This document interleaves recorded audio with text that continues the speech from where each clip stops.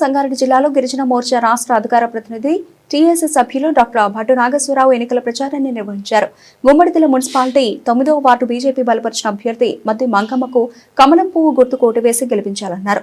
రాష్ట్రం దేశం అభివృద్ధి చెందాలంటే నరేంద్ర మోదీ నాయకత్వం ద్వారానే సాధ్యమవుతుందన్నారు.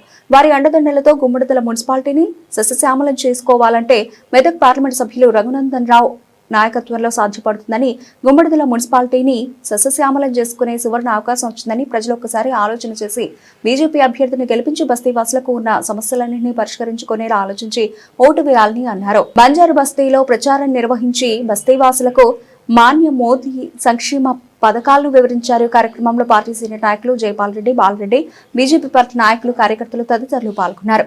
జై శ్రీరామ్, జై శ్రీరామ్, జై శ్రీరామ్. కమలం పువ్వు గుర్తుకే, కమలం పువ్వు గుర్తుకే నరేంద్ర మోడీ గారి నాయకత్వం, నరేంద్ర మోడీ గారి నాయకత్వం. మీ పేరేంది? జైపాల్ గారి నాయకత్వం, రఘునందన్ అన్న గారి నాయకత్వం. ఈరోజు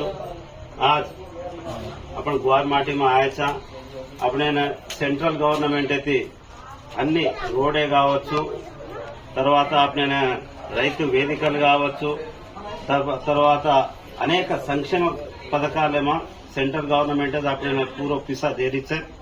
वो पैसा न स्टेट गवर्नमेंट अपने इम्प्लीमेशन करता आंग कर रही है.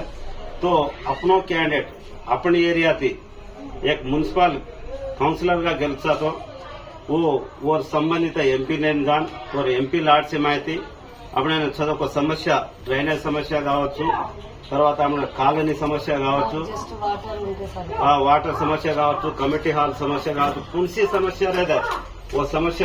ఇంకొకటి ఏంటంటే ఒకవేళ బీజేపీ వచ్చిందనుకో మా ఎస్టీకి మాకు గుడి కంపల్సరీ కావాలా, సేవలాల్ గుడి కట్టిస్తాము.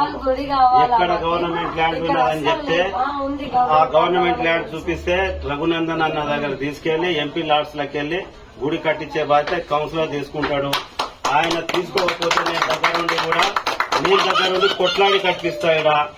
నేను ఒక బంజారా నాయకుడిగా వచ్చిన కాబట్టి మీరు ఒక మంచి మాట చెప్పారు. శివలాల్ గుడి మనకు కంపల్సరీ అవసరము, జగదంబ మాత గుడి మనకు కంపల్సరీ అవసరము.